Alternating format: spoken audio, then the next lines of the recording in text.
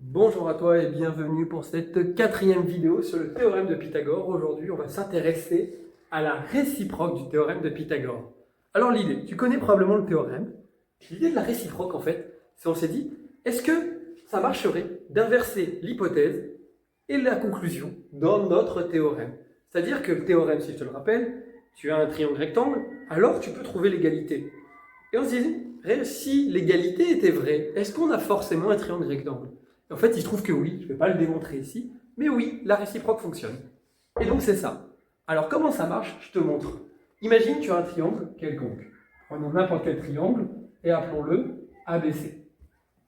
Si dans ce triangle, si tu as alors le plus grand côté, on va dire par exemple que c'est AC, si tu as AC carré égale AB carré plus BC carré, ce qu'on appellerait l'égalité du théorème de Pythagore, si l'un des côtés au carré égale à la somme des deux autres au carré, et bien tu peux dire alors, tout simplement, tu vas pouvoir conclure que le triangle, il est rectangle. Il y aura un angle droit. Alors juste une petite information, ça c'est important. Celui qui est tout seul, c'est toujours celui qui est censé être l'hypoténuse en face de l'angle droit. Mais on n'a pas d'angle droit, donc on ne peut pas savoir où il sera l'hypoténuse. Mais en fait, on sait autre chose, c'est que celui-là, c'est aussi celui qui est le plus grand côté. Donc celui qui est tout seul, ça sera toujours le plus grand des trois. Tu vérifies s'il est égal à la somme des carrés des deux autres. Si oui, le triangle est rectangle. Sinon, il n'est pas rectangle. Alors pour bien comprendre ça, on va faire tout de suite un exemple. On va regarder un cas où ça marche pour voir ce qui se passe. Je reprends mon triangle ABC, je vais juste rajouter des longueurs dessus cette fois-ci. On va dire que ce côté-là, par exemple, vaut 15. On va dire que celui-ci vaut 9 et que celui-ci vaut 12.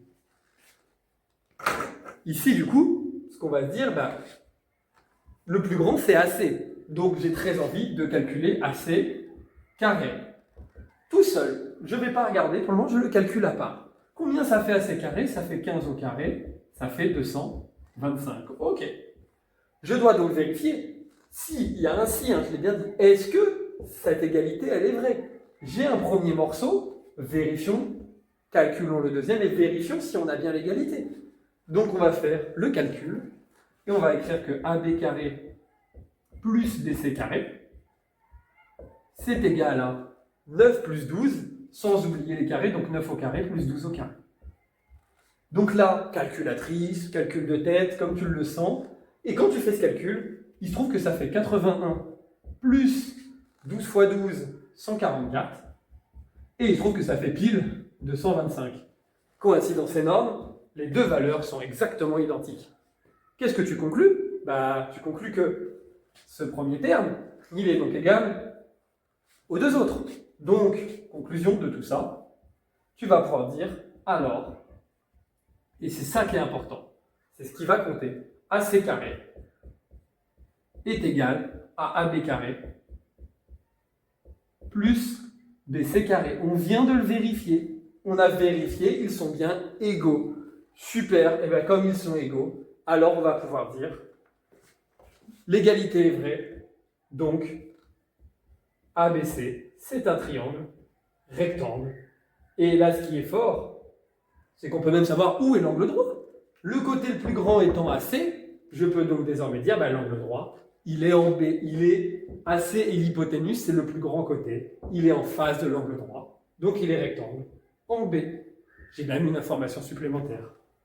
Et là, ce qui est fort, encore une fois, je viens de démontrer qu'il y a un angle droit en ne faisant que des calculs, pas d'équerre, pas de mesure, juste des calculs. Voilà la réciproque du théorème de Pythagore. J'espère que ça t'a plu. N'hésite pas à t'abonner à ma chaîne pour me soutenir et je te dis à bientôt. C'était Papa des maths.